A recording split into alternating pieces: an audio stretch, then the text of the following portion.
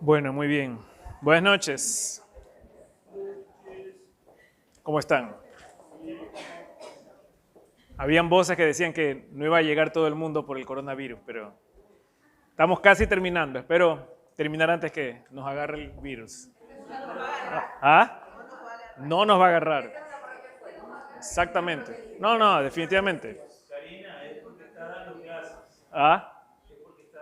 Es por eso, claro. Es la ahuyenta. No, como habrán visto, de hecho, hoy, por instrucciones del Padre Raniero, de hecho, el Santísimo estaba expuesto en el altar mayor desde la mañana.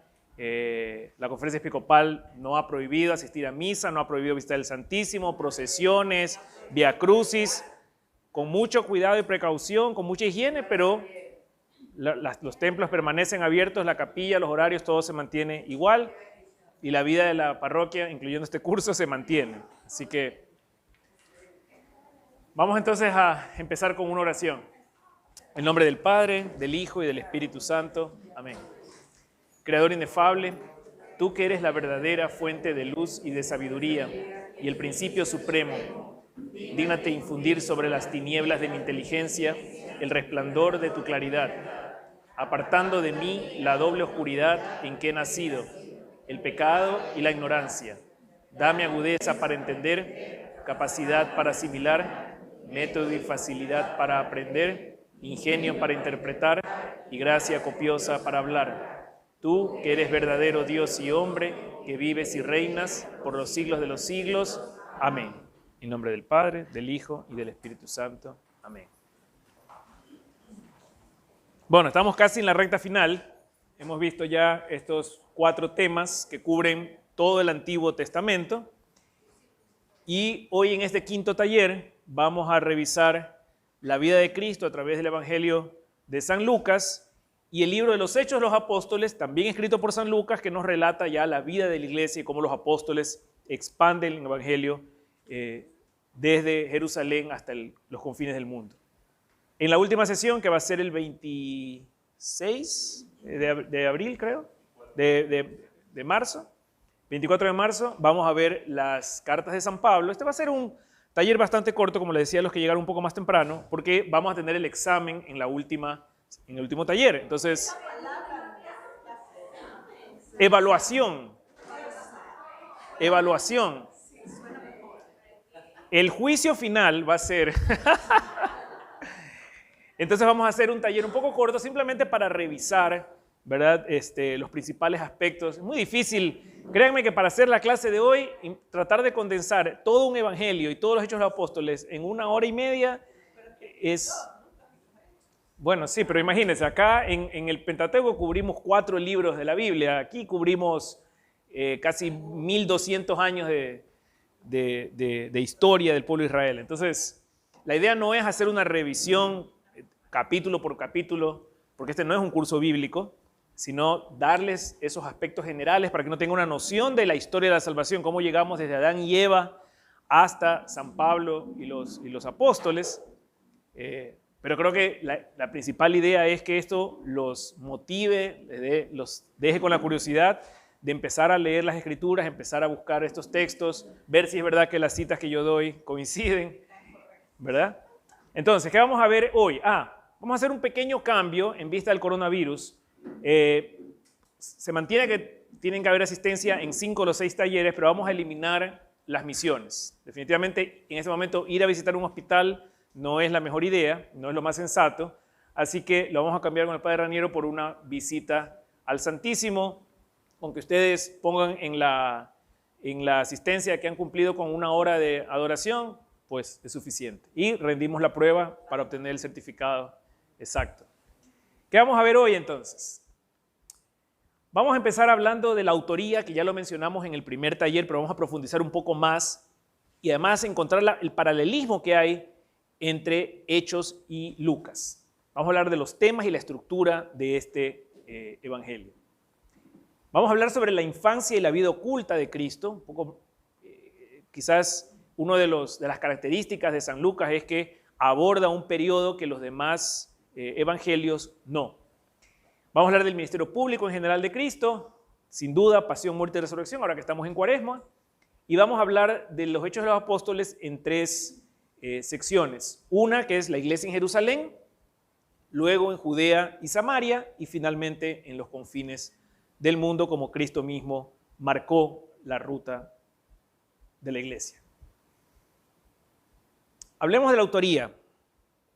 ¿Quién escribió el Evangelio de San Lucas y cómo sabemos que efectivamente fue Lucas? ¿Alguien recuerda lo que tratamos en el primer taller y algunas de las evidencias internas o externas que revisamos?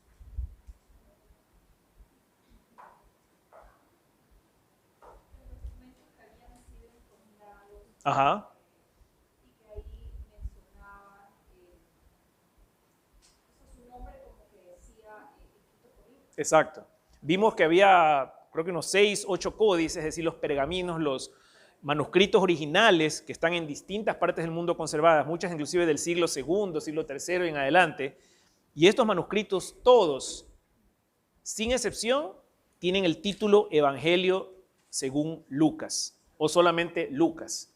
No hay ningún evangelio con ese texto que conocemos como el Evangelio de Lucas que tenga otro nombre que no sea Lucas. Es decir, no hay una contradicción, como por ejemplo sí vimos en el caso de la Carta de los Hebreos. Vimos que la Carta de los Hebreos decía en unos pergaminos dice que está escrita por Pablo, en otras dice por Timoteo y en un tercero dice que inclusive es anónima. En el caso de los pergaminos del Evangelio de Lucas no hay ninguno que diga otro nombre que no sea Lucas. Y no hay ninguno que no tenga nombre. Por lo tanto, esa teoría de que los evangelios son anónimos se cae. Habíamos visto eso como una de las evidencias internas. La otra que habíamos visto es que la tradición, por los escritos que nos dejaron los padres de la iglesia, los primeros obispos y papas, sobre todo del siglo II, ninguno de ellos cuestiona el hecho de que el Evangelio de Lucas fue escrito por Lucas. Todos ellos se refieren unánimemente a este texto como el Evangelio escrito por Lucas. Y es más, le atribuyen también los Hechos de los Apóstoles. Es decir, personas que convivieron con los discípulos de Cristo, o que fueron contemporáneos a ellos o contemporáneos a sus discípulos. Es decir, gente que su mamá, su papá vivió los hechos que vivió Cristo, que vio a lo mejor la multiplicación de los panes, que experimentó una de los relatos que se cuentan en los evangelios y que fue contemporáneo a esa época, que fácilmente podía decir, oye, eso que está escrito ahí no pasó así, o eso no fue de esta manera, o esto no fue lo que dijo. Ninguno de ellos lo ha cuestionado. ¿Quién es Lucas entonces? Porque el Evangelio nos habla, ¿verdad?, de este personaje Lucas, pero el mismo Evangelio propiamente, además del título, no lo menciona a Lucas. Entonces, ¿de dónde sacamos que existe un Lucas? Lo podemos encontrar en el versículo 24 de la carta a Filemón, donde San Pablo menciona a sus colaboradores. Si quieren revisarlo, en el versículo 24 de la carta a Filemón, San Pablo dice, ya al final de la carta, te saludan Epafras, compañero de mi cautiverio, en Cristo Jesús, y mis colaboradores, Marcos, Aristarco, Demas y Lucas. Versículo 24 de la carta a Filemón de San Pablo. Lo menciona a Lucas como uno de sus colaboradores.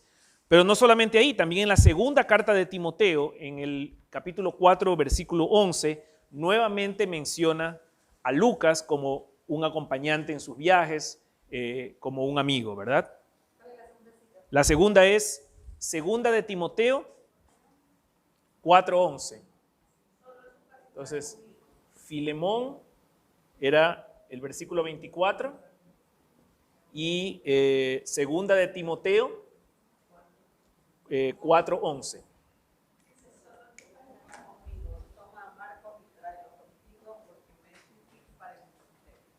Excelente.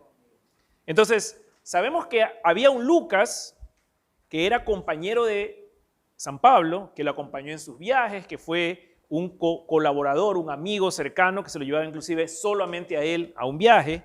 Y quizás tenemos otros, vamos a llegar a ese tema, pero quizás otro de los aspectos en los que teólogos se fijan es el hecho de que ya en los Hechos de los Apóstoles, los primeros capítulos, si bien son relatados en tercera persona del singular, hablando de Pablo o de Pedro, o de tercera persona del plural cuando habla de los apóstoles. Existen los llamados pasajes nosotros, donde Lucas se incluye, dice, y nosotros nos fuimos y entonces hicimos tal cosa o entonces hablamos con... Es decir, él se coloca a sí mismo como personaje dentro de la escena en estos pasajes que aquí les he anotado.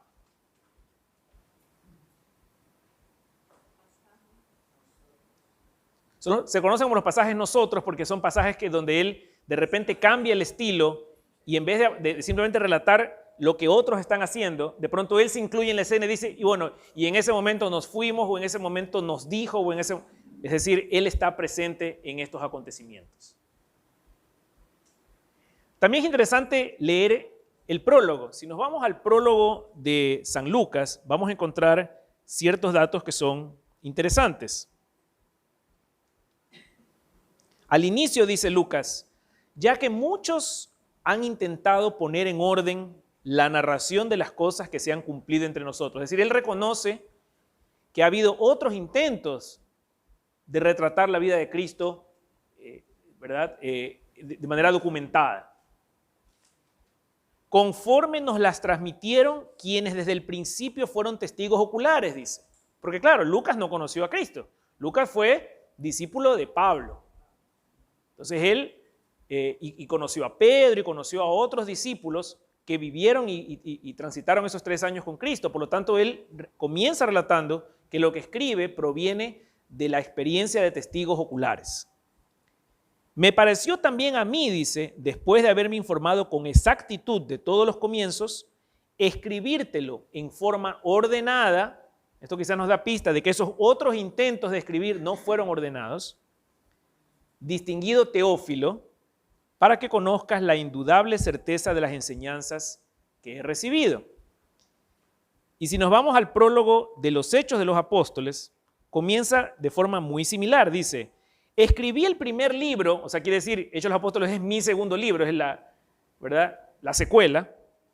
Teófilo, nuevamente se dirige a Teófilo, sobre todo lo que Jesús comenzó a hacer y enseñar, hasta el día en que después de haber dado instrucciones por el Espíritu Santo a los apóstoles, fue elevado al cielo. ¿Sí ya falta? Acá hay una. Entonces vemos, hay 2 paralelos entre Lucas y Hechos. Uno de ellos es este nombre Teófilo, que ya lo vamos a comentar, ¿verdad? Y el hecho de que el Hechos de los Apóstoles comienza diciendo que es el segundo libro de algo que ya había relatado, obviamente el Evangelio de él mismo, de Lucas. Y mencionaba Maritza el tema del médico o el doctor, ¿verdad? Él era un médico y así lo menciona San Pablo. Y eso es interesante porque esta mención, por si acaso, es en la carta a los Colosenses 4:14. En la carta a los Colosenses 4:14 es donde San Pablo llama a Lucas el médico amado. Se especula que sí, y por eso es que él escribe y tiene tantos detalles sobre la anunciación y sobre la infancia de Cristo, cosa que no tienen los otros evangelios sinópticos. ¿Qué encontramos en ese detalle particular del médico amado?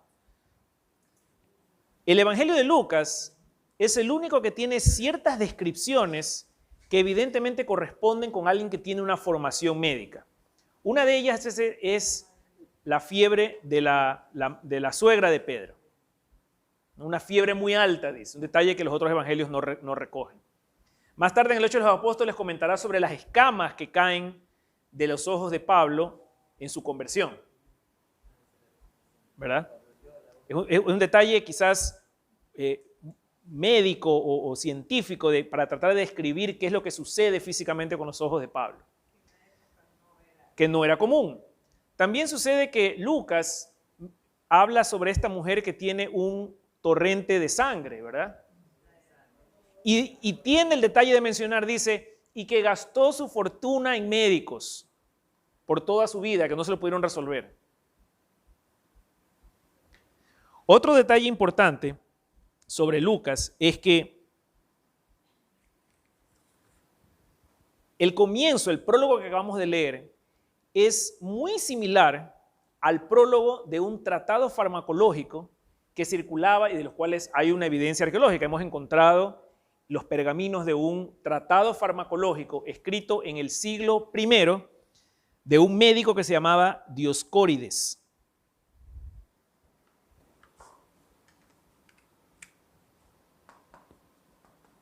Dioscórides. Y resulta que Dioscórides comienza su texto con palabras muy similares a las de Lucas en su prólogo del Evangelio, donde dice también, muchos han intentado escribir un tratado y después dice, pero a mí me pareció que era conveniente escribirlo de forma ordenada. Entonces es curioso que había un tratado médico que probablemente era más que todo de interés para otro médico, no para el público en general, que tiene esta misma estructura y palabras en el prólogo con las que tiene el prólogo del Evangelio de San Lucas. Sabemos también que en la carta a los Gálatas 4:13, Pablo comenta que él estaba sufriendo con su salud. Su salud empezó a resquebrajarse en los viajes apostólicos y menciona que que Lucas lo acompaña. Entonces, uno empieza a conectar todas las cosas y sabemos más tarde que al final de los Hechos de los Apóstoles, Lucas pasa 2 años con San Pablo prácticamente en prisión acompañándolo. Tiene bastante lógica que Pablo haya escogido a este hombre que tenía conocimientos de medicina, siendo él un hombre que estaba con alguna dolencia por sus viajes o por su edad o el cansancio, en fin. Entonces hay todas estas pistas que nos llevan a ver que muy probablemente todo coincide, ¿no? Este médico amado que menciona San Pablo es el mismo Lucas que lo acompañaba porque él estaba enfermo, es el mismo Lucas que escribió este Evangelio y los Hechos de los Apóstoles. Hablemos de Teófilo. ¿Quién es este Teófilo a quien le escribe San Lucas? Teófilo significa amigo de Dios. Entonces podría ser una persona allegada a una sinagoga, quizás uno de los mecenas de las sinagogas, quizás es el mecenas que financió la redacción del Evangelio, porque en esa época era un emprendimiento bastante costoso. Generalmente no lo hacía una sola persona, tenías que tener escribas, el papel era costoso, o sea, era caro tener un libro. Probablemente Teófilo era quien financió a Lucas para que escriba tanto el Evangelio como los Hechos de los Apóstoles. Entonces tiene sentido que se dirija a Teófilo cuando comienzan ambos libros. Resulta también, y esto lo sabemos por escritos de Flavio Josefo, que es alguien conocido en el siglo I por muchos escritos no judíos, no cristianos, que menciona que había un sumo sacerdote llamado Teófilo en esa época, cuya hija era Joana, la cual también es mencionada por Lucas en los Evangelios. Y no estoy diciendo que necesariamente sea este Teófilo, pero hay una coincidencia importante de que en el siglo I había un sumo sacerdote llamado Teófilo. Pudo haber sido también Teófilo una autoridad civil, porque recuerden que él lo llama distinguido Teófilo en el caso del Evangelio, no en los Hechos de los Apóstoles. Pero esta palabra o este calificativo de distinguido es el mismo que se utiliza en los Hechos de los Apóstoles 24:2 y 26:25, perdón, de los Hechos de los Apóstoles, para referirse a 2 autoridades civiles del Imperio Romano. El uno es Félix y el otro es Festus. A ambos Lucas se refiere como distinguido Félix, distinguido Festus. Lo cual nos lleva a pensar que el distinguido Teófilo quizás también era alguien, ¿verdad?, en las esferas civiles, políticas del Imperio Romano, quizás. Sí. Sí, 24:2 Félix y 26:25 Festus.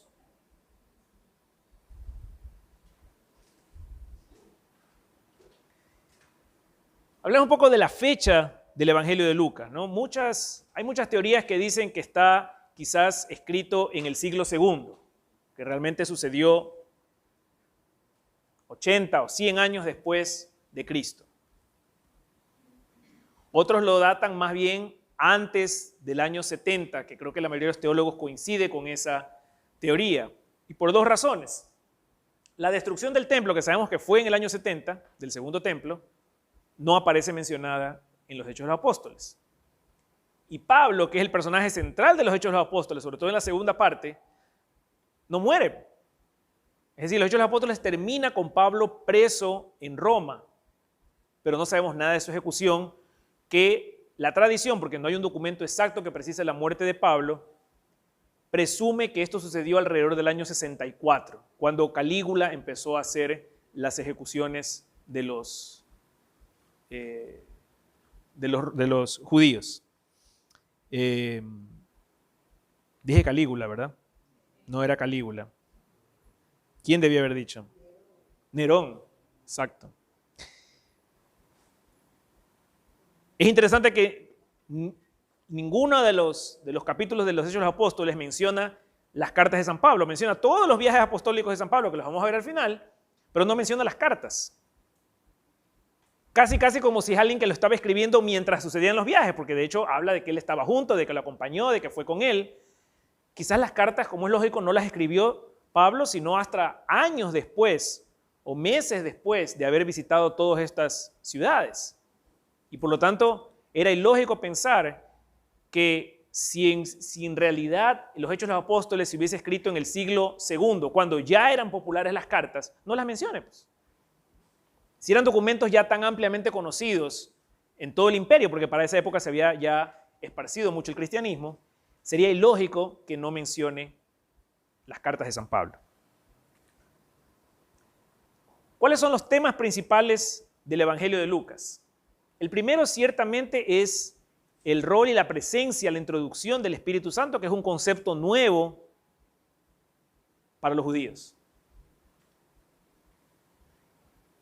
La venida del Mesías, pero no un Mesías, como ya hemos conversado antes, militar o geopolítico, ¿verdad? Alguien que los iba a librar del yugo romano, como en algún momento fueron librados de los persas o de los babilonios.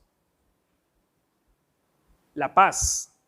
La paz es un tema central en el Evangelio de Lucas, en varios pasajes y en las parábolas también. Un tema que vimos en la sesión anterior, el concepto del pecado como una deuda y una deuda de esclavitud. Mencionamos que en el antiguo mundo, como no podías pagar las deudas, eventualmente terminabas tú como esclavo o tu familia como esclava en pago a la deuda que tenías con tu acreedor. Es así como Dios ve el pecado. Tema importantísimo, central en el Evangelio de Lucas. El anuncio del reino al mundo entero, a todas las naciones. Hasta ese momento Israel se consideraba a sí mismo como el pueblo elegido de Dios, y lo eran, pero de alguna manera se habían vuelto muy territorialistas, ¿no? Los gentiles prácticamente estaban condenados al infierno. Pero en el anuncio de Cristo, en el Evangelio de Lucas, los gentiles tienen preponderancia. Vemos ahí los pasajes de la Samaritana, de hecho, la misma parábola de del buen samaritano. Como ustedes recuerdan, Samaria era la capital del antiguo reino del norte de Israel, es decir, de las 10 tribus perdidas. Entonces, son los gentiles. Y finalmente el Evangelio de Lucas aborda mucho a los marginados. Se centra en las mujeres, en los pobres, en los enfermos, en los lisiados, y le da bastante realce a esos individuos que típicamente estaban olvidados en el siglo I. ¿Alguna pregunta hasta aquí? Antes de referirme a la infancia de Cristo, quiero hacerles una pregunta, porque a veces uno lee el Evangelio o lo escucha en misa y pasa por alto ciertos términos que creemos entenderlos, pero quizás que no nos hemos puesto a meditar a qué se refieren, ¿no? Continuamente se habla de la plenitud de los tiempos, ¿no? Entonces, Cristo no llegó en el año 1000 antes de Cristo, llegó en el año 0. ¿Por qué no llegó 1000 años antes o 2000 años antes? ¿O por qué no llegó 1000 años después? ¿Por qué tenía que ser en ese momento? ¿Por qué esa era la plenitud de los tiempos? ¿Cómo sabían los judíos que ese era el momento en que esperaban al Mesías? ¿Ah? ¿Muchas? Deudas.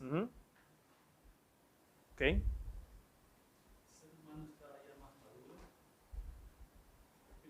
Sí, sí. Hemos conversado de eso, ¿no? La pedagogía divina fue esperando o preparando al hombre hasta que llegó un momento en que estaba listo para la venida de su hijo. El Cordero. Y de hecho eso fue parte de la preparación, ¿no? Por años la Torá le enseñó a los judíos que a través del sacrificio del Cordero expiaban los pecados hasta que él mismo proveyó el Cordero que nunca llegó en el sacrificio de Isaac. Eso lo vimos en el segundo taller. Sí, sin duda. Pero Juan el Bautista ya, digamos, es la transición entre el Antiguo y el Nuevo Testamento. O sea, hay 6 meses de diferencia entre Juan el Bautista y Cristo. Y si bien tocan un punto importante, porque Juan el Bautista fue el último de los profetas, un profeta anterior, que es Daniel, nos deja pistas en el capítulo 2 de su libro. Y estas pistas son una profecía, o más que todo una interpretación que él hace de un sueño que tiene en esa época el rey de Babilonia, que era Nabucodonosor. Ustedes recordarán que, como vimos en el taller anterior, la historia del pueblo de Israel termina en que son conquistados por los asirios, después Babilonia conquista Siria, entonces ahora Babilonia es la dueña de todo el mundo, ¿verdad? Y nos quedamos ahí más o menos en ese último punto en que los persas ahora conquistan Babilonia y permiten el regreso de los judíos del exilio a la Tierra Santa. Eso fue lo que vimos en la última clase, ¿verdad? Pero en la época todavía Babilonia estaba reinando, es decir, entre 630 y 580 antes de Cristo. El rey Nabucodonosor tiene un sueño. Y lo que él sueña es con esto, con una estatua que tiene cabeza de oro, torso y brazos de plata, ¿verdad? Bronce, y las piernas de hierro con los pies de roca. Pero básicamente son 4 metales que componen el cuerpo de esta estatua. Y él sueña que una pequeña piedra llega y lo empieza a romper desde abajo hasta que se desmorona toda la estatua. En el libro de Daniel. Ahí está la referencia. Daniel del 2:31 al 35 y del 44 al 45. Entonces Daniel interpreta este sueño que tiene el rey Nabucodonosor, ¿verdad? Donde, como digo, una pequeña piedra rompe una estatua de metales que se entendería que son mucho más poderosos. Y termina el sueño con que esa piedra se convierte en un gran monte, dice, que abarca todas las naciones. ¿Cómo lo interpreta el profeta Daniel? Son 4 reinos, aquí estaba escrita la pista, son 4 reinos que serán destruidos por un pequeño reino que luego se volverá grande. Como vimos muy rápidamente en los últimos 5 minutos del taller anterior, cuando Babilonia cae, es reemplazado por un nuevo reino que es Persia, que 70 años más tarde cae y es reemplazado por Alejandro Magno, es decir, el imperio griego, que más tarde, más o menos unos 80 años antes de Cristo, es reemplazado por el imperio romano.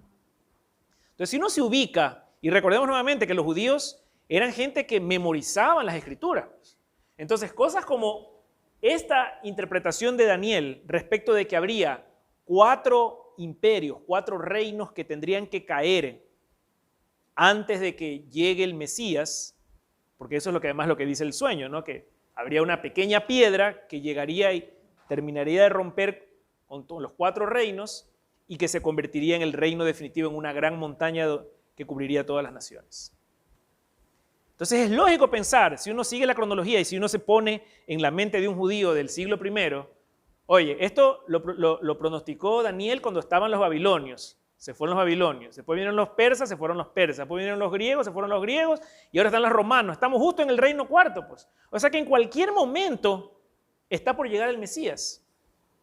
Un judío del siglo I, conocedor de las escrituras, estaba esperando que a cualquier rato llegase el Mesías.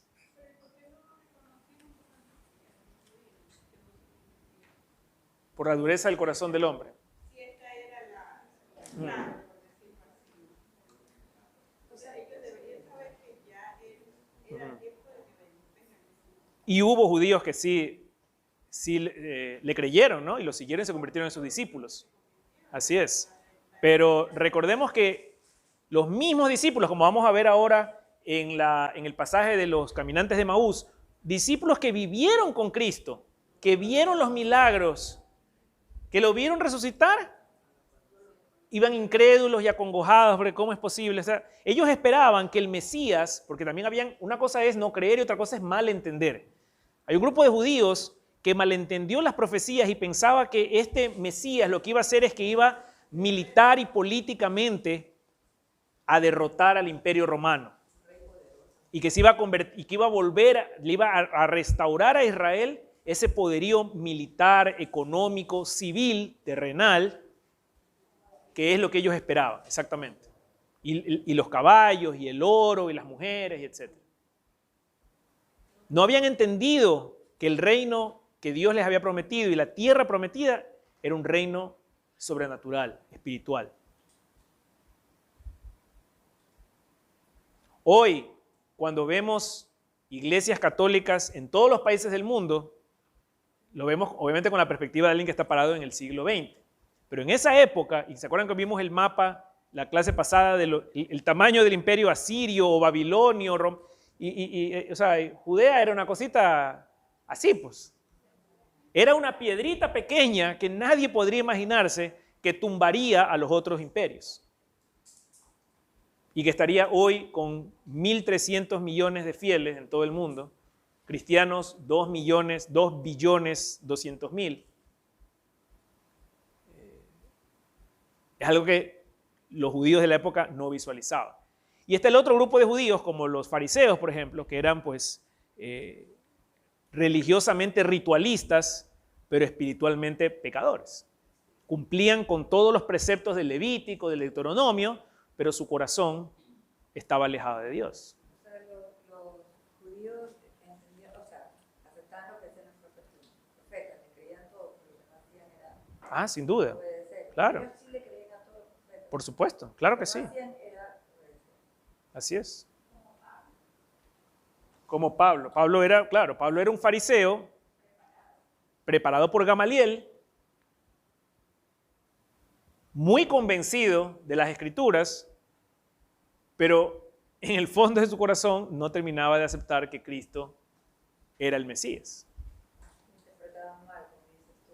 Pensaban que era un reino grande de poder. Así es.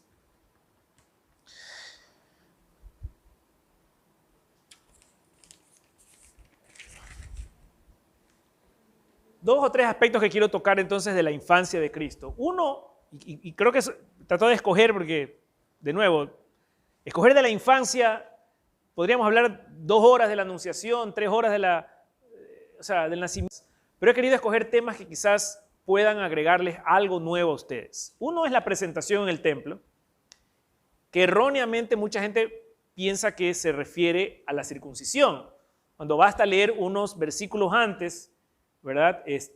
Por ahí en el versículo 18 o 17 del segundo capítulo de Lucas, donde de hecho dice que fue circuncidado Cristo a los 8 días, como mandaba la Torá. Y luego lo que dice es, y cumplidos los días de su purificación, José y María llevan al niño a presentarlo al templo. Cumplidos los días de su purificación. Entonces ahí nos deja quizás un poco esa curiosidad, bueno, ¿a quién hay que purificar pues entonces? Porque Cristo era santo, pues era el Hijo de Dios.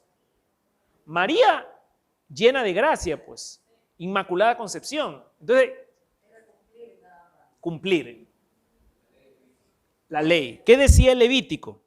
Si leemos en el Levítico, no tengo la referencia, creo que es 22, pero no la tengo anotada aquí. Yo puse, aquí está, 12, ok, 12, 1, 3. ¿Qué es lo que el Levítico mandaba hacer? La mujer cuando daba luz, decía el Levítico, queda impura. Luego de los 7 días tiene que circuncidar a su bebé al día 8º. Y luego tiene que esperar 33 días, dice el Levítico, para entonces presentarse al templo con una ofrenda y purificarse. Entonces, a lo que se refiere San Lucas en el cumplimiento es, lo que ustedes decían, cumplimiento de la ley. que es un tema importantísimo para San Lucas. Ustedes van a ver en varios pasajes de San Lucas que él hace énfasis en que José, María, Zacarías, Isabel y el propio Cristo eran obedientes a la ley. ¿Y por qué es importante eso? Porque en el juicio de la pasión, básicamente de lo que lo acusan es de que él está renunciando a la ley de Moisés. Ajá.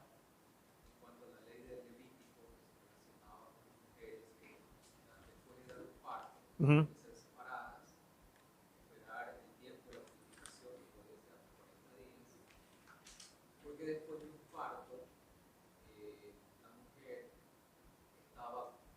Claro.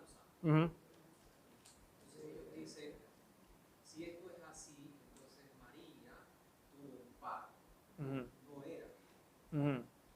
Y ahí entra una discusión, ¿por qué tuvo que ella estar esperando los días de purificación? Uh-huh. Ella había tenido un parto físico. Sí, claro. Toda mujer. Uh-huh. Entonces dice, ¿dónde está entonces La virginidad perpetua. Uh-huh. Claro. Bueno, el Evangelio de Lucas nunca menciona que ella espera estos días porque necesita esperar. Lo hace porque cumple. Y el Levítico no decía, dependiendo de cuántos días sangre la mujer, entonces pase al templo. No. Simplemente, digamos, en abundancia de precaución, espere 7 días, al octavo circuncide y 33 días después preséntese. ¿Ya? Entonces, lo que sabemos por el testimonio de Lucas es que María y José cumplían con la ley. Nada en ese pasaje denotaría que en efecto hubo un flujo de sangre. Y el dogma católico de la virginidad perpetua es que de hecho María fue virgen antes, durante y después del parto. ¿Ah? Hablando de la vida oculta, lo interesante hacia el final del capítulo 2 de Lucas es que ya nos despedimos de este niño pequeño, ¿verdad? Después de este episodio de haber sido perdido y hallado en el templo. Y en el último párrafo del capítulo 2, Lucas nos da 3 pistas respecto a esta vida oculta que empezaría de casi 30 años en que no sabemos nada de nuestro Señor. Primero él habla de que continúa en obediencia a la voluntad de su Padre y que dice que está sujeto a sus padres. Términos interesantes, es decir, Jesús, siguiendo la voluntad de su Padre, que está en el cielo, como de hecho se ratificó en el episodio de cuando es hallado en el templo entre los judíos, luego Lucas nos menciona, pero se sujeta a sus padres. Es decir, en esa vida oculta, Cristo nos da ese ejemplo de sujeción a su padre y a su madre terrenales, ¿verdad? De obediencia, y que es interesante porque, nuevamente, él dijo, yo no he venido a abolir la ley, he venido a hacerla cumplir. Y si vemos la estructura de los 10 mandamientos, que es la base de la Torá, los 3 primeros mandamientos están dirigidos a Dios, los últimos 6 al prójimo. Y en el centro, como una gran bisagra que une los dos, la obediencia a Dios y y el amor al prójimo, está honrarás a padre y madre. Que si leemos el catecismo, justamente dicen que el 4º mandamiento está orientado a través de la familia hacia la sociedad y por lo tanto el prójimo. Entonces tiene mucho sentido que Cristo, cuando pasa de esta vida ligeramente pública en su infancia, una vida oculta y previo a su ministerio, deje estas palabras sobre quedar sujeto a sus padres. Segundo, aquí vale una cita de San Agustín que escribió, Cristo, a quien estaba sujeto el universo, se sujetó a los suyos. Humildad, ¿no? La segunda pista que nos deja San Lucas antes de pasarse a los años adultos de Cristo es que María guardaba todas estas cosas en su corazón. Frase que hemos escuchado muchas veces, sobre todo ahora en mayo la hemos de escuchar mucho. Interesante que la traducción de cosas también podría traducirse como palabra. La otra acepción del término que identifica cosas o en la traducción al español también podría ser palabra. Es decir, podríamos también leerlo como que María guardaba la palabra en su corazón, como otro ejemplo de que la palabra de Dios está al centro de la vida cristiana. Ángel.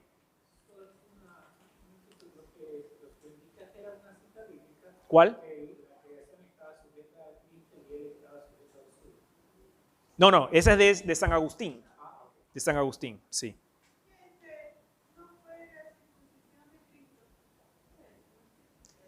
La presentación en el templo no es cuando lo circuncidan.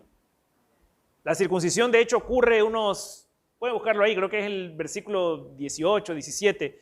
Un párrafo antes menciona ya que es circuncidado al 8º día, como manda la ley de Moisés. Y luego dice, cumplidos los días de su purificación, ahí viene la presentación. Es que hay muchas veces esa confusión de que cuando lo llevan a Jesús al templo de bebé es para circuncidarlo. No, ya estaba circuncidado.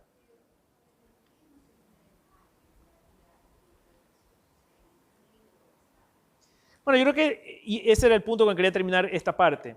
Creo que es interesante, Maritza, que en esa misma decisión de mantenerse oculto, callado, sin brillo, sin la atención de la gente, Cristo también nos da un ejemplo y una lección de que también tenemos que buscar esos momentos de no brillar, de humildad, de hacer oración, ¿verdad? En tu cuarto, donde solo Dios te ve.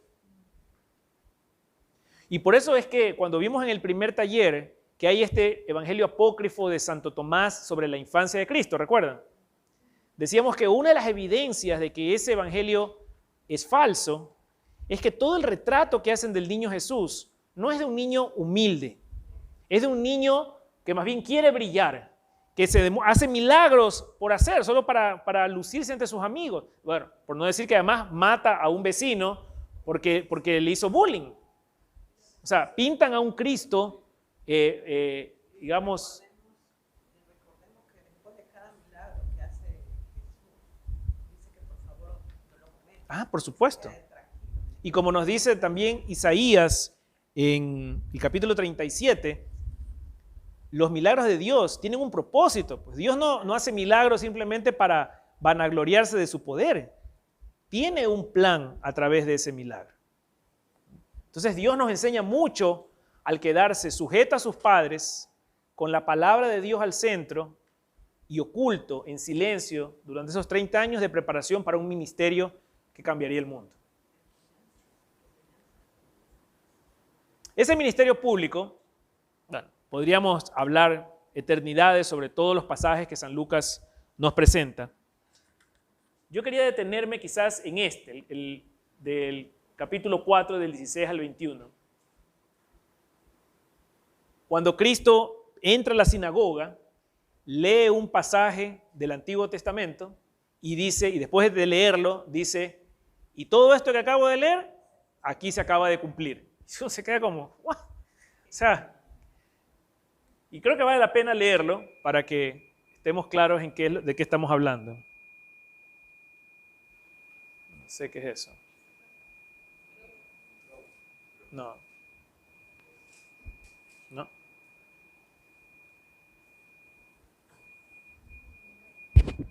Hola. Vamos a revisar. No, esto no es.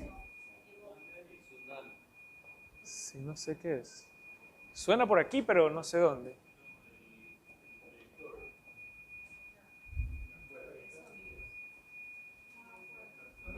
De afuera, ¿no? Sí, porque se sintió más ahorita que se abrió la...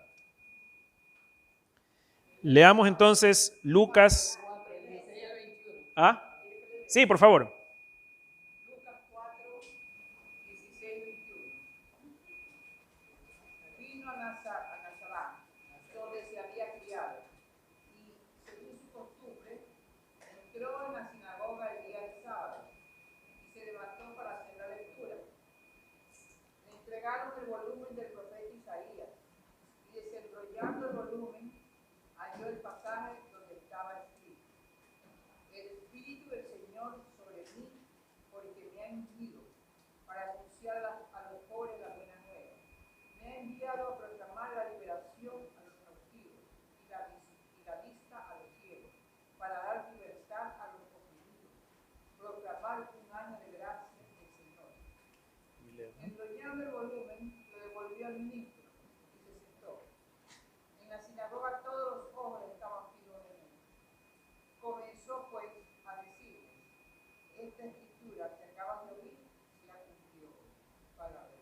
Te alabamos, Señor. ¿Qué versículo es ese? Eso es del 16 al 21, capítulo 4. El 21. Claro, pero es interesante escuchar cuál es la cita que él hace del profeta Isaías, donde él habla de anunciar la redención, nuevamente este término económico que vimos el taller pasado, como les decía, este es un tema central de San Lucas. La redención, que no significa perdón, y no tenía la connotación de perdón en el siglo I. Redención tenía que ver con pago de deuda. O sea, había un Mesías que iba a redimir o iba a librar a un esclavo. Hablaba de devolver la vista a los ciegos y poner en libertad a los oprimidos. Y hablaba de promulgar el año de la gracia, del jubileo. Como vimos la vez pasada, ¿verdad? Esta tradición judía de que cada 49 años había un año de gracia donde los esclavos podían regresar a sus tierras y recuperaban sus posesiones, ¿no? Entonces, lo que el profeta hablaba era de que iba a haber, ¿verdad?, al final, un jubileo de un Mesías que libraría al oprimido por el pecado. Sí.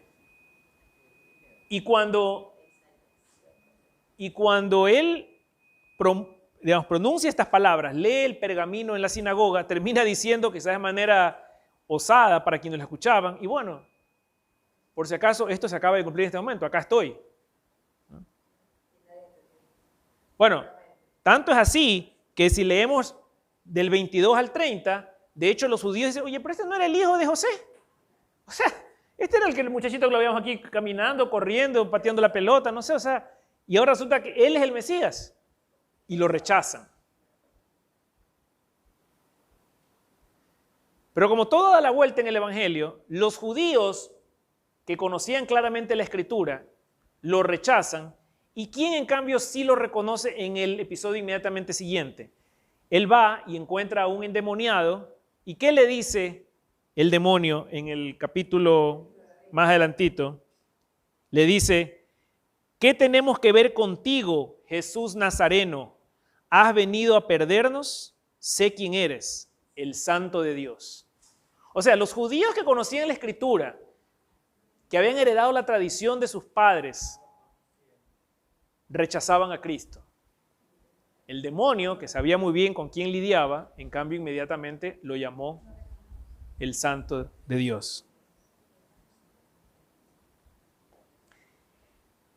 Otra de las características particulares de Lucas y en general de los evangelios es que Cristo hablaba en parábolas. Y muchos piensan que las parábolas, ya le doy a Ángel la palabra, muchos piensan que las parábolas, ¿verdad?, es una forma bonita en que Cristo hablaba, no era una forma didáctica en la que Él nos enseñaba cosas que eran difíciles de entender. ¿Cuántos concuerdan con esa visión de las parábolas? 1, 2, 3, 4. No, aquí no son la mayoría, ya han estado aquí en las clases. Dígame, Ángel, ¿qué iba a comentar?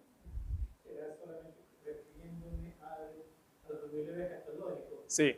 No sé si estoy equivocado o no, coincidió la muerte de Jesús con el año 49, de ese periodo al final para declarar el año de jubileo. No estoy seguro, lo voy a investigar.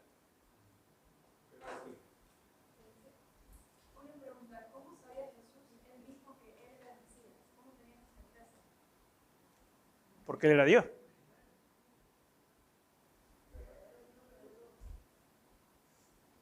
Claro.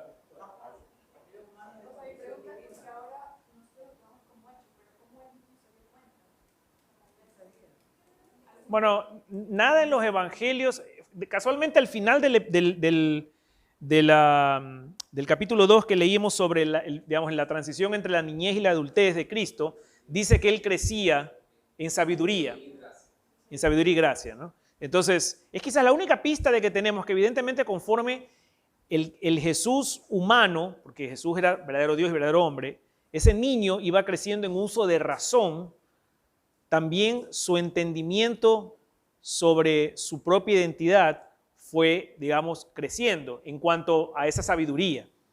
Pero que era Dios, Él era Dios. Ahora, ya la intimidad de cómo el Señor, digamos, Dios Padre se comunicaba con Dios Hijo, no tenemos registro de eso. Podemos hablar en una clase completamente aparte sobre las pistas que hay en los evangelios, sobre la autodeclaración de Dios de que Él era, pues efectivamente, el Mesías, ¿no? Ahí el tema del Hijo del Hombre, por ejemplo, hay...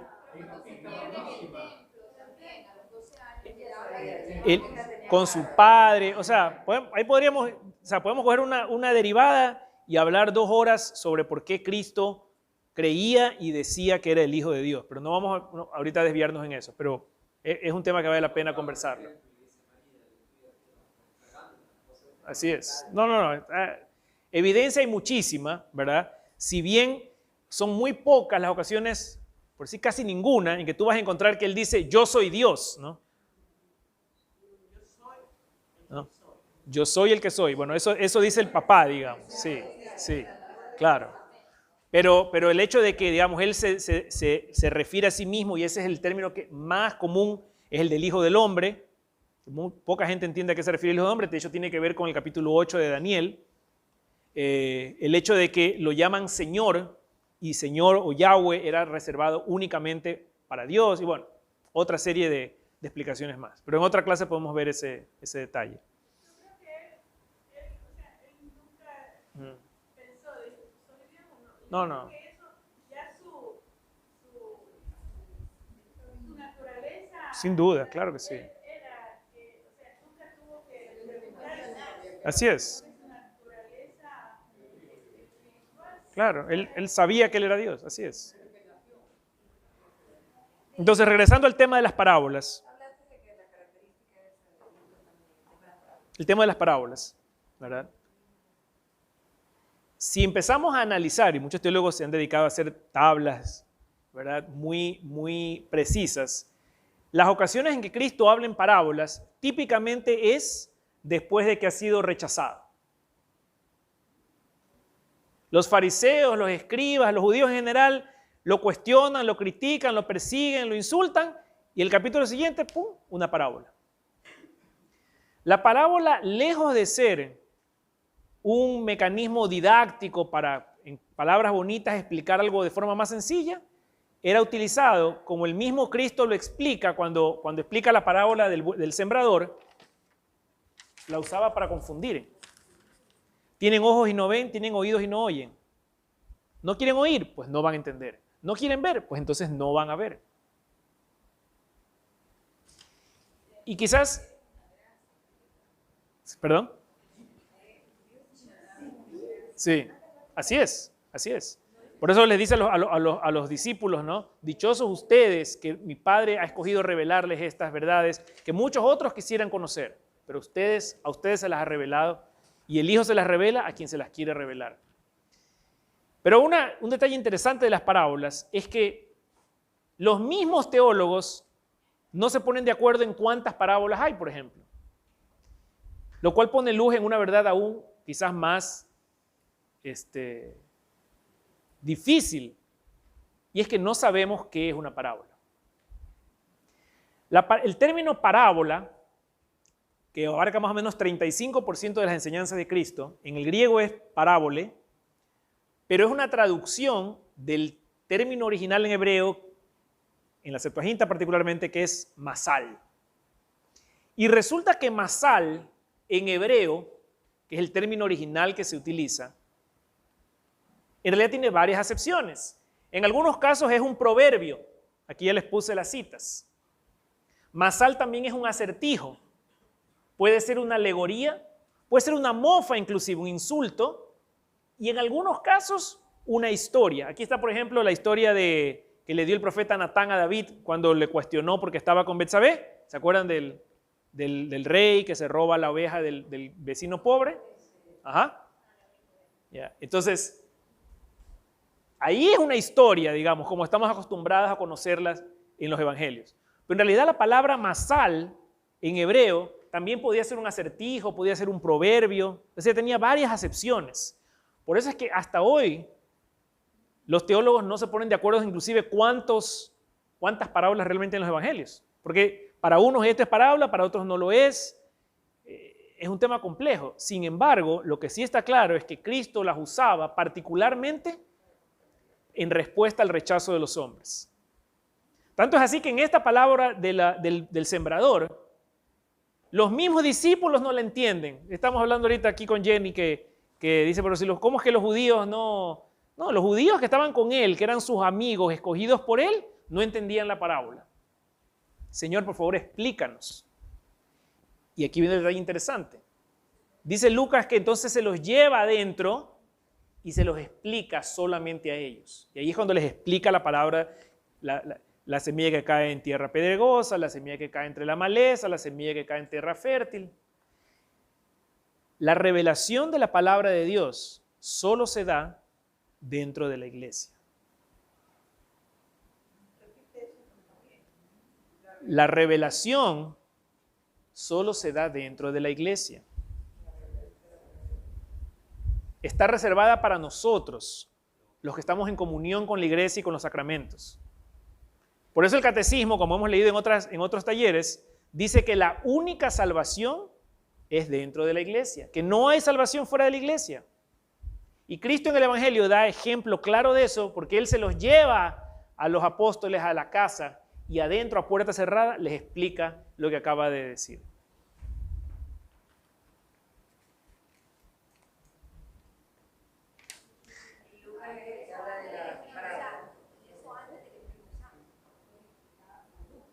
Claro. Lucas es el que habla de la parábola. No. Las parábolas se mencionan en todos los evangelios, pero en Lucas particularmente es una herramienta poderosa, ¿no? Aparte hay parábolas únicas en Lucas. Lucas es el único que habla de la parábola del buen samaritano.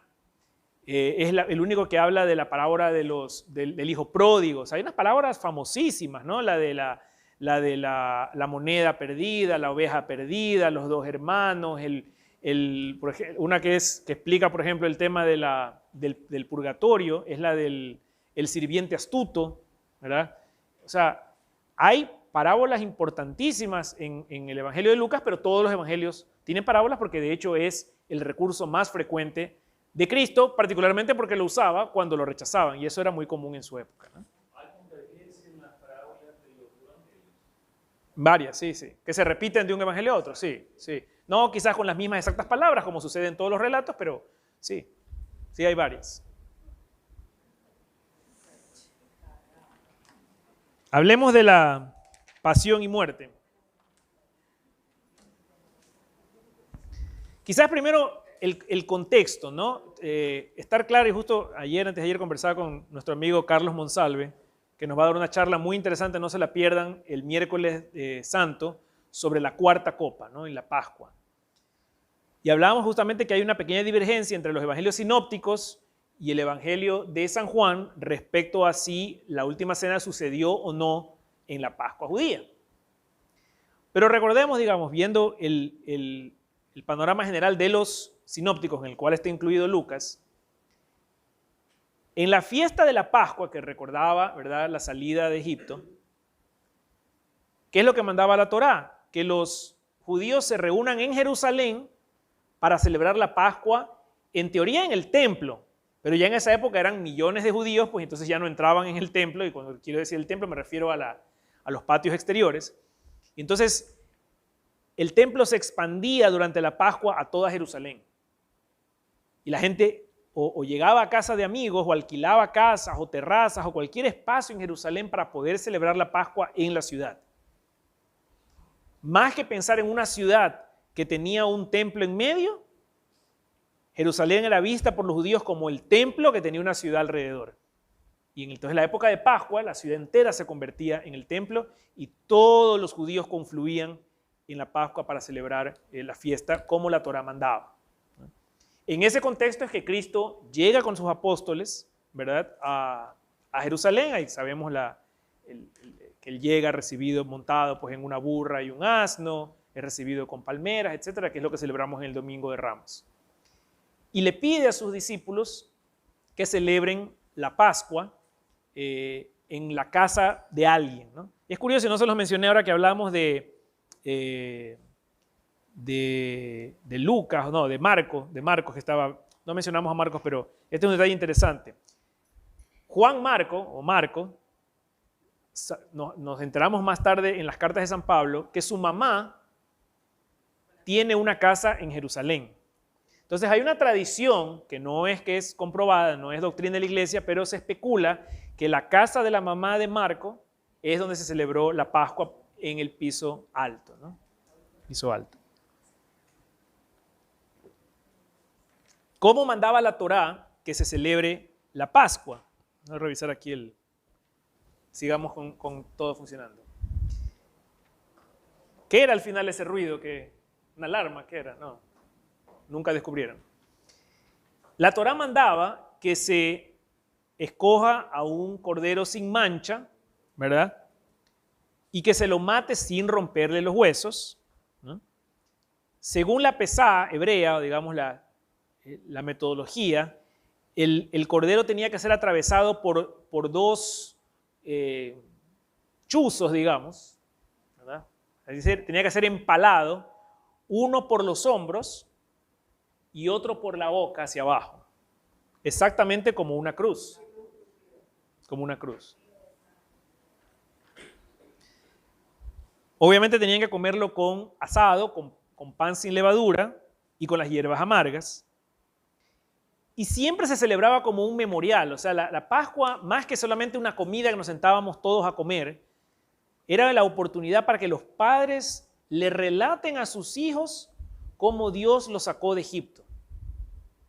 Recuerden que Dios comienza cuando nos da los 10 mandamientos diciendo: yo soy el Dios de Abraham, de Isaac y de Jacob. Yo soy el Dios que te libró de Egipto. Y viene a contar toda la historia. O sea, primero Dios nos cuenta cómo nos amó librándonos del pecado, y entonces vienen todos sus preceptos. Entonces, en esa oportunidad de la fiesta de la Pascua, todos los años, la generación anterior aprovechaba para transmitir la tradición judía a las nuevas generaciones. Entonces, era más que una comida, era casi que una clase magistral. ¿Verdad? Otro detalle importante es que la pesá también mandaba que se reúnan siempre en grupos de más de 10 y menos de 20. Por eso decía, si tu familia no alcanza a comerse el cordero, júntate con la familia de al lado y entre todos, pero tienen que consumirlo íntegro, no puede quedar nada, ¿verdad? Para ello, el número 12 más 1 era perfecto, ¿no? Los apóstoles con Cristo eran más de 10 y menos de 20. Entonces se reúnen a celebrar la Pascua y claro, después sabemos que el cordero en esta ocasión va a ser Cristo, que va mansamente, ¿verdad?, al matadero, que es un cordero sin mancha, no tiene pecado, ¿verdad?, y que no le rompen los huesos. Sabemos, ¿verdad?, que el centurión finalmente decide clavarle la espada en el costado en la cruz, no romperle los huesos, que hubiera sido lo normal en esa época, como ellos querían acelerar ya porque se querían ir por el terremoto y todo el cielo que se estaba nublando. Claro, sí, pero a él no. ¿Por qué le rompían los huesos? Bueno, claro, se asfixiaba más rápido, ya fallecía y ya se iba. Entonces, en el caso de él no le rompieron los huesos. El tema de los huesos era un tema litúrgico, ritualista. Un cordero con los huesos rotos era indigno de sacrificio. Ya no era apto para el sacrificio. Y de hecho vemos en libros de varios de los profetas, me parece que particularmente Jeremías, que hay casos de que cogían los huesos, por ejemplo, del rey enemigo al que habían derrotado y le rompían los huesos y después iban y esparcían los huesos por todos. O sea, era como una desacración, una humillación post-mortem. Entonces era importante mantener los huesos juntos e intactos, ¿no? Cosa que sucede con Cristo.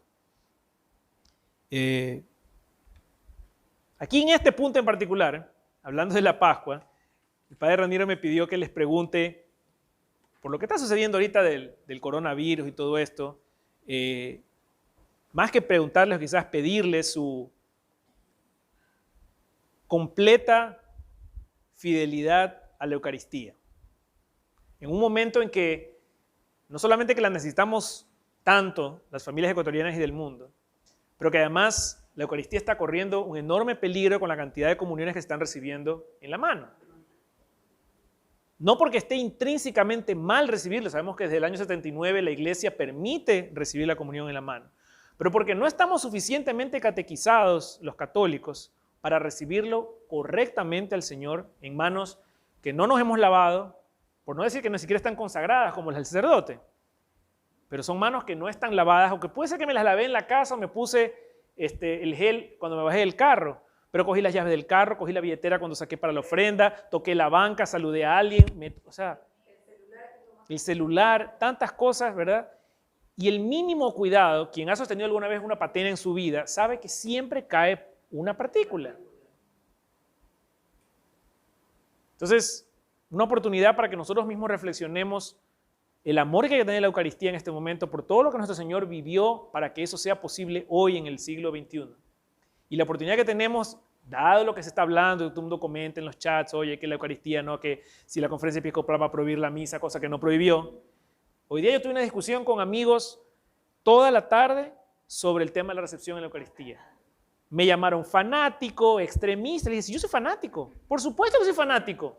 Es que si uno en la vida tiene que ser fanático de las cosas que ama. Fanático de Meleco de Barcelona, o está bien ser fanático de, no sé, de Maroon 5 o de CNCO.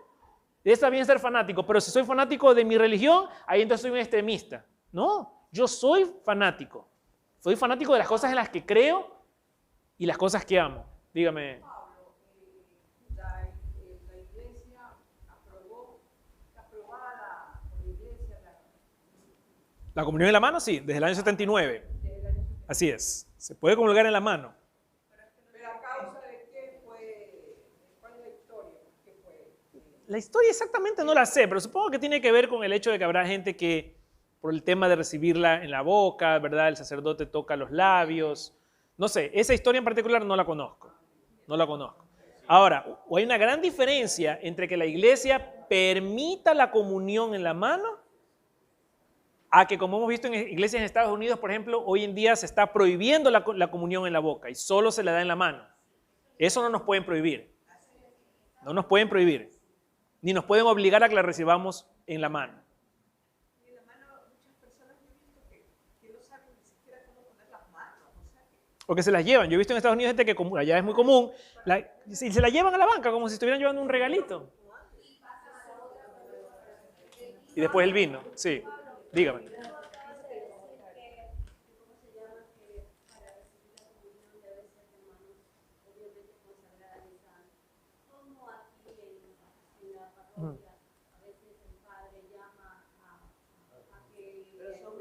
Son ministros extraordinarios. No, claro, sin duda. Pero la figura del ministro, Yolanda, sí está definida, digamos, en el canon, en el derecho canónico, ¿verdad? O sea, el ministro extraordinario no está consagrado. Pero yo no dije que eso fuera imprescindible, porque si no, efectivamente, los ministros no podrían administrar. ¿Ya? pero no sé si ustedes se han dado cuenta que en el momento que pasa el ministro de la Eucaristía, Se purifica los dedos, por supuesto. Sí. Claro, tiene una serie de cuidados. Al final esto, más que ser un tema de un ritual, es un tema de entender que la Eucaristía es Cristo. Es nuestro Señor Jesucristo que se anonadó y se hizo hombre y luego se anonadó más y se hizo un pedazo de pan. Pero es Dios mismo. La presencia real es el gran misterio que nos lleva a entrar con el celular, a conversar, a no arrodillarnos, a llegar tarde y por supuesto a comulgar a veces en pecado mortal. O sea, esto es solo un síntoma de una falta de catequesis que tenemos los católicos respecto a la Eucaristía, que está directamente vinculada con la pasión de Nuestra Señora.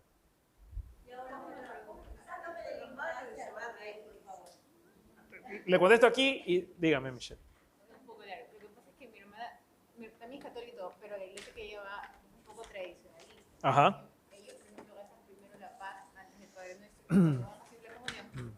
Todos reciben un pedazo de pan que preparan mismo y de ahí todos lo comen al mismo tiempo y de ahí pasan como una copa donde bebe todo el mundo que va a comulgar. Sí. Pero, o sea, no sabía que había un problema de... O sea, no entiendo cuál es el de darle la mano, o sea, cuál es la diferencia. Digamos, lo que mencioné, digamos, el tema de higiene y la posibilidad de que lo recibas en la mano y una migaja o una partícula se te quede, pues te limpias o se cae al suelo y es una profanación. Mientras que si la recibes en la boca, cualquier partícula que pudiese caer cae en la patena, el sacerdote después la recoge con el purificador y se la bebe. siempre caen partículas Siempre cae en partículas. Sí, es un... En la patena, sí. todo el tiempo. Ella habló de un pan digo, Puede ser un rito digamos, otro rito dentro de católico, pero de otras de las 22 iglesias que componen la iglesia católica. No sé, ese detalle no lo sé. Dígame, Yolanda, te iba a decir. Cuando yo era pequeña, a uno cuando comulgaba le decían que no mastique. Ajá. A veces yo veo y veo que mastican. Digo, ¿qué mismo es? Porque un sacerdote No, también sí. que había que masticar el cuerpo. No tengo la respuesta. Yo le puedo decir personalmente, yo espero que se deshaga en la... O sea, me siento tan indigno de tenerlo en mi boca. O sea, romperlo, casi que yo me estoy imaginando a ese Cristo que no le rompieron los huesos y yo lo voy a masticar. No. Pero no creo que haya nada, digamos, escrito al respecto. Solo es de cada uno. No. Eso yo le digo, yo como Pablo Moisán. Deshacerse, sí. Pablo, pero tú en una iglesia tuya, tú mismo hablaste acerca de el correcto empleo de la palabra original era mascar. Ajá. Sí. Entonces, Sí. Pero ¿por qué usé eso? Ya no me acuerdo. ¿En qué contexto era eso? la traducción correcta de la palabra original. Pero hablando de la Eucaristía. Hablando de la Eucaristía, ¿sí? Ah, no, pero no era de la... Pero eso era, creo, en Juan 4, cuando él hablaba de que soy el pan bajado del cielo. Ahí creo que usan ese término masticar. Sí, puede ser. Sí. Y es verdad.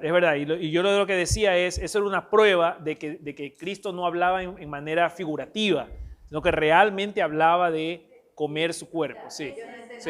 Eso, a eso es que me refería. Sí, así es. Está bien. Mastíquelo nomás.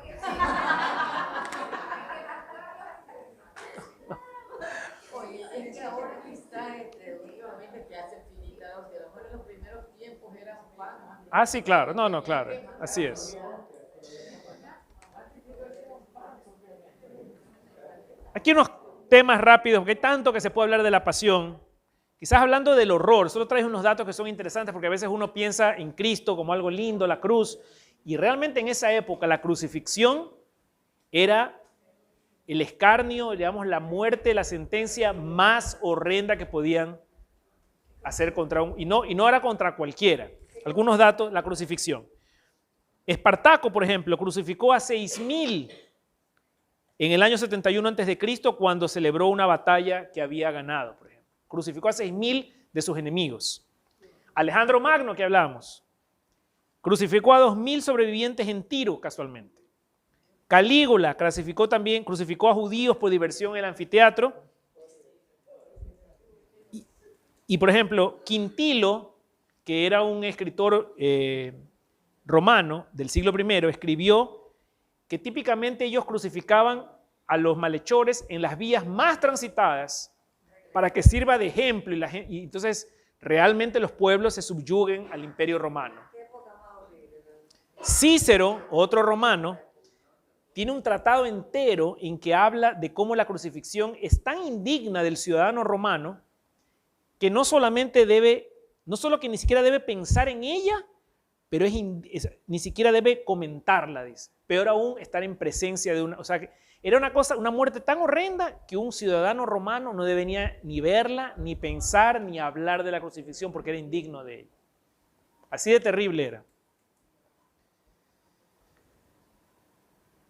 Bien, vamos avanzando, que se nos acaba el tiempo. ¿Ah? Sí, pero... Sí. Las últimas 3 láminas para hablar de los Hechos de los Apóstoles. Los Hechos de los Apóstoles es el segundo libro más largo del Nuevo Testamento. El primero, de hecho, es el Evangelio de San Lucas, que tiene casi 19,000 palabras, un poco más, y los Hechos de los Apóstoles un poquito más de 18,000. Son los libros más extensos. Y es interesante porque, así mismo como Lucas tiene pasajes que son únicos, que no están en los otros sinópticos, los Hechos de los Apóstoles tienen pasajes que no los encontramos en ninguna otra parte y que solo las sabemos gracias a los Hechos de los Apóstoles. Por ejemplo, Pentecostés. Por ejemplo, la conversión de Saulo, que a algunos teólogos no les gusta hablar de conversión porque no es que rechazó el judaísmo, pero digamos que su aceptación de Cristo. la primera conversión de un gentil que fue Cornelio. Es decir, hay muchos pasajes, el martirio de Esteban, mucha riqueza de la historia de la iglesia, solo la conocemos gracias a los Hechos de los Apóstoles, que la escribe Lucas. Lucas. Llegó tarde, ¿no? Ah, ya. Si no, repitamos toda la clase. La escribió Lucas a Teófilo como segundo volumen del primer tomo que era el Evangelio. Algunos temas para recordar aquí.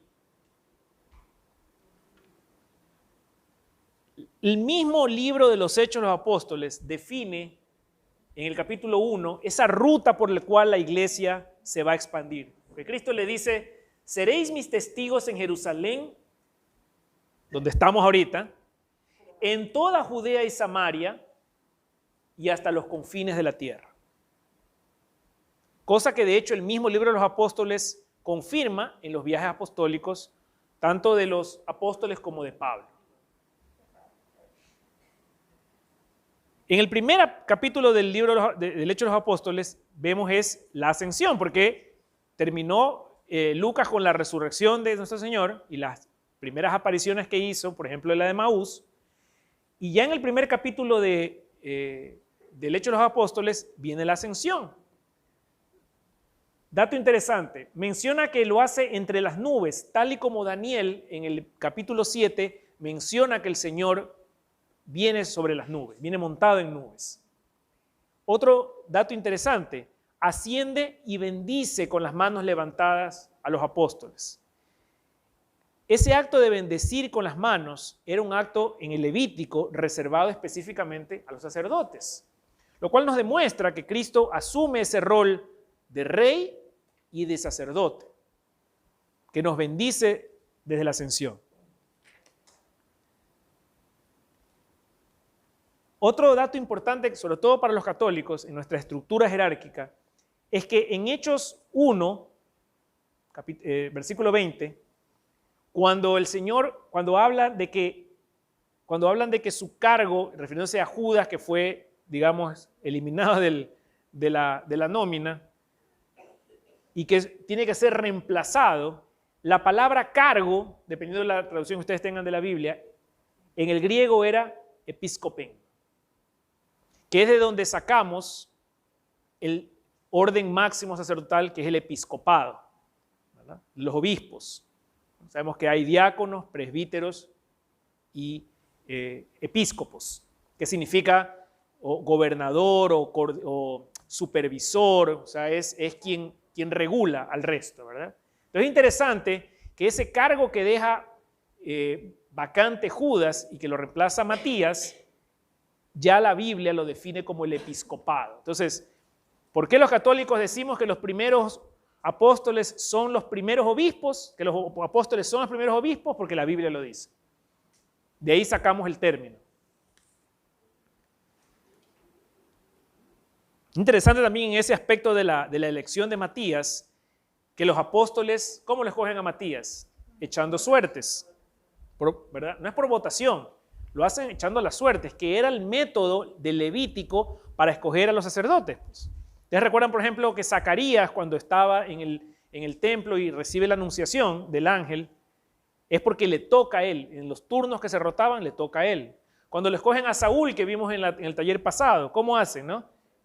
Samuel escoge una de las 12 tribus a la suerte, dentro de esa tribu escoge un clan a la suerte, dentro de ese clan escoge a una familia a la suerte, y dentro de esa familia tira suertes y sale Saúl. Entonces la forma en que los judíos escogían a sus sacerdotes y eventualmente a sus reyes era a través de la suerte. Pero decíamos que considerando que esa suerte tenía inspiración.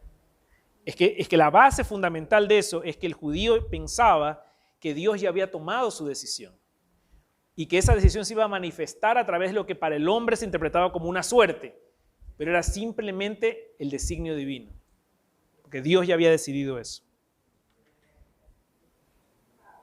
Dígame.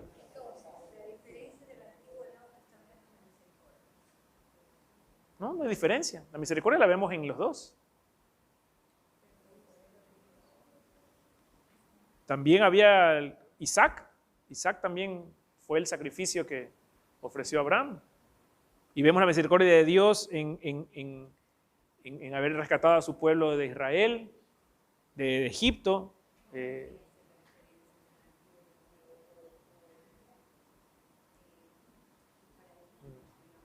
Paralelismos hay muchísimos. Muchísimos. Cuando hemos visto las clases, cuando vengan las clases, por ejemplo, que leemos de los sacramentos y veamos los tipos del bautismo en el Antiguo Testamento, el Mar Rojo, el Edén, la roca que echaba agua, ahí, o sea, el catecismo nos dice que el Antiguo Testamento esconde al Nuevo Testamento y que el Nuevo Testamento revela al Antiguo Testamento.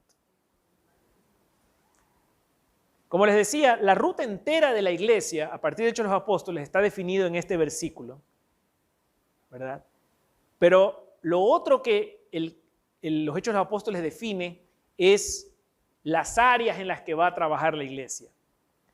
Y lo leemos en los Hechos de los Apóstoles, capítulo 2, versículo 42, donde dice, refiriéndose a los discípulos, perseveraban asiduamente en la doctrina de los apóstoles, en la comunión, en la fracción del pan y en las oraciones. Básicamente lo que la iglesia temprana hacía era escuchar las enseñanzas de los apóstoles, vivir una vida de comunión, practicar la fracción del pan y rezar. ¿Y qué nos enseña la iglesia hoy, 21 siglos después, con el catecismo vigente? Esto ya lo hemos visto. ¿Cuáles son las 4 partes del catecismo? La profesión de la fe es el credo de los apóstoles, ¿verdad? Anuncien el evangelio a todas las naciones, bauticen en el nombre del Padre y del Espíritu Santo y enséñenles todo lo que yo les he enseñado, la doctrina. Capítulo 2 del catecismo, la vida sacramental, la fracción del pan y los sacramentos en general. Capítulo 3 del catecismo. Estamos practicando ya para el examen. Los mandamientos, la vida de moral cristiana.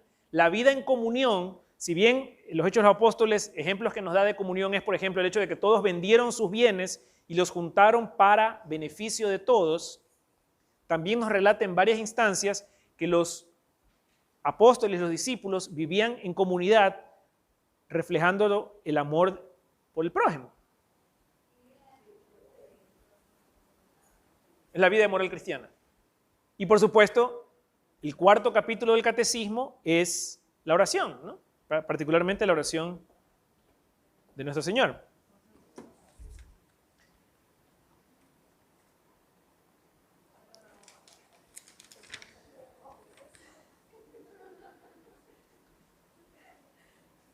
De esos primeros acontecimientos en Jerusalén, Pentecostés, la designación de Matías y otros eventos que se dan en Jerusalén, tenemos el primer martirio de la iglesia cristiana, que es Esteban.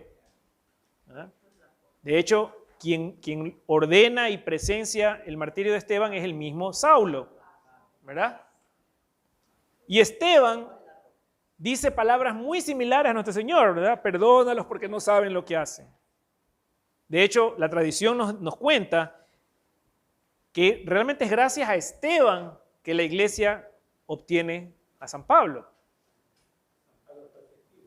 No solo fue testigo, pero la intercesión de San Esteban en su martirio probablemente acciona la misericordia de Dios y convierte al pecador Saulo en el apóstol de los gentiles Pablo. Sí. Otro hecho interesante, por eso pongo este título sugestivo, que de la persecución viene la expansión. Miren qué curioso, los romanos, los judíos, todo el mundo estaba en contra de esta secta aquí de los cristianos. Entonces matan a Esteban para hacer un ejemplo de lo que no se debe hacer. ¿Y qué es lo que nos cuenta Hechos de los Apóstoles que pasa inmediatamente después de que matan a Esteban? Bueno, eso viene después, eso viene como 5 o 6 capítulos después, en el 9. Pero lo que pasa inmediatamente es que los discípulos huyen pues, de Jerusalén. Y entonces empiezan a ubicar en otras ciudades. Y ya que están ahí, ¿qué hacen?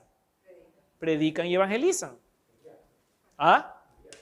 Digamos, ya no sería diáspora porque no son judíos, digamos, son judío-cristianos. Pero lo que quiero decir es, la persecución de los propios judíos y de los romanos, lo que termina haciendo, sin querer queriendo, es dispersando a los discípulos y promoviendo la difusión del evangelio. Dice Hechos de los Apóstoles capítulo 8, se desató aquel día una gran persecución contra la iglesia de Jerusalén y todos, estamos aquí un typo, excepto los apóstoles, se dispersaron por las regiones de Judea y Samaria, que, oh coincidencia, es donde Cristo les dijo que luego de Jerusalén iban a ir. Es decir, el resto de Judea y Samaria se refiere a todo lo que antiguamente era el reino del norte, ¿no? Como vimos en la clase pasada. Entonces, la persecución genera la expansión de la iglesia, como hoy también reconocemos que la sangre de los mártires en los siglos II al IV es, digamos, la semilla de donde prospera la iglesia que conocemos hoy.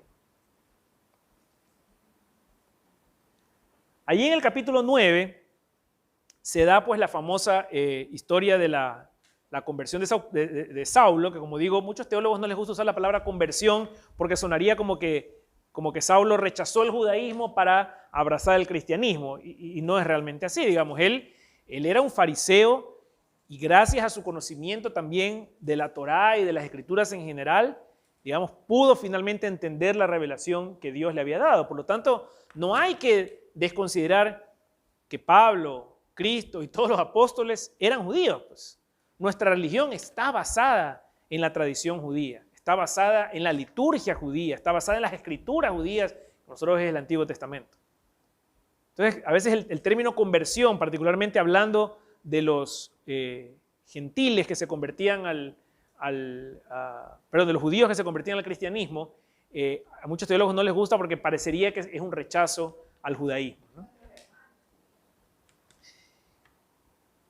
En este punto es donde ya empieza a haber este zigzag entre Pedro y Pablo. Hasta el capítulo 8, básicamente Pedro ha sido el protagonista de los Hechos de los Apóstoles. Y de pronto aparece este Saulo, que lo mencionan en el martirio de Esteban, y luego regresan a hablar de Pedro, y entonces empiezan a hablar de Pedro y de Pablo, hasta que un momento solo se queda Pablo, y ya él se vuelve en la segunda parte de la historia protagonista del libro, ¿no? Y es interesante porque justamente hay un pasaje, que es el del capítulo 14, donde Pablo hace su primer milagro, que es cuando cura al cojo, al lisiado.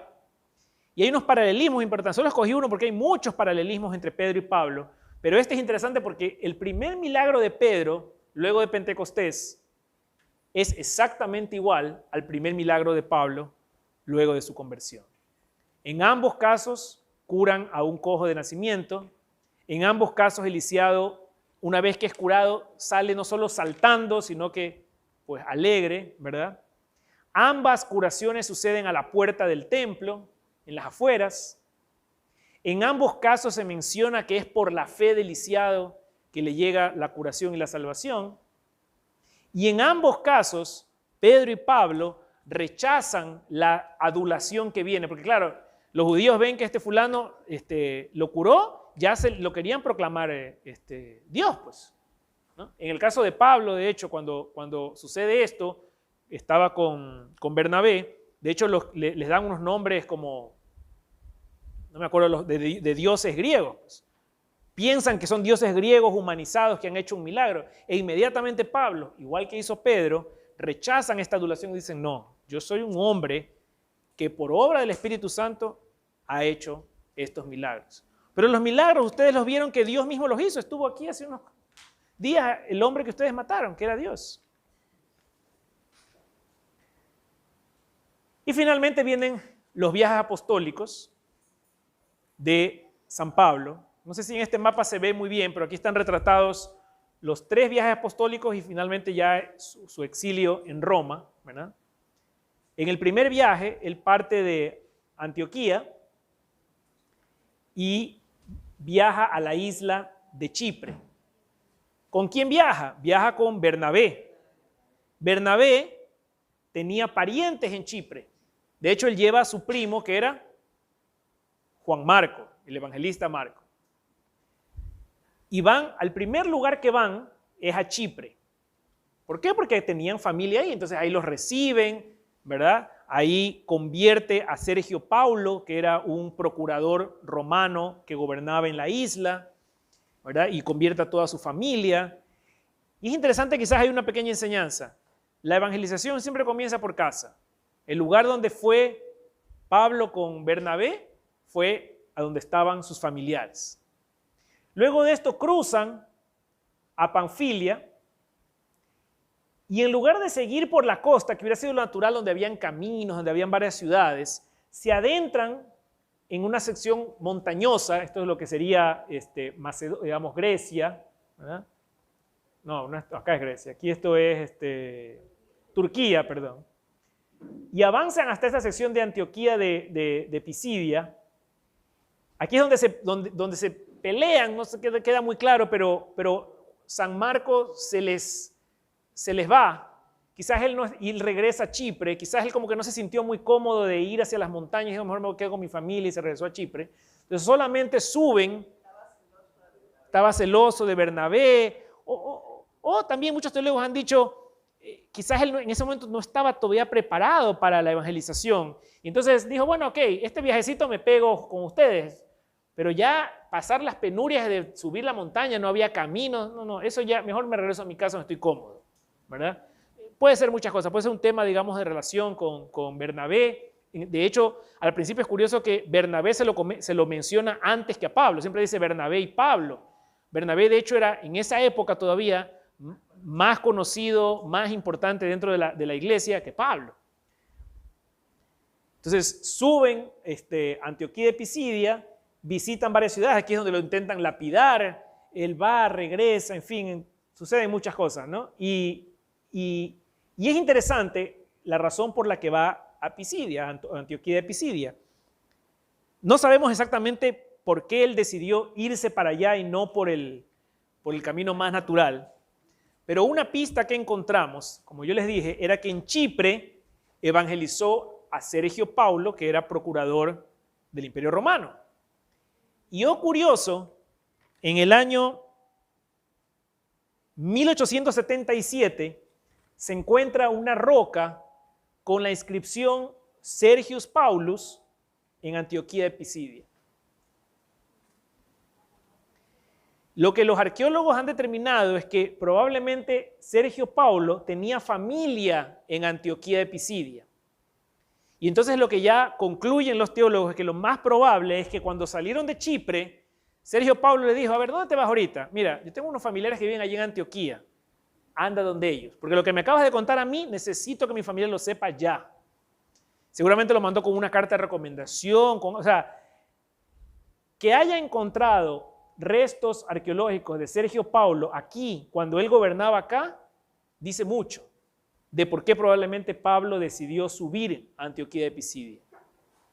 Son datos arqueológicos, pero creo que nos ayudan a completar la historia que los evangelios o los documentos bíblicos no nos cuentan. En el segundo viaje apostólico, nuevamente parte de Antioquía, perdón, ahora parte acá de Jerusalén y sube a Antioquía y regresa a las mismas ciudades donde fue en el primer viaje, solo que ahora se va ya por dentro del continente.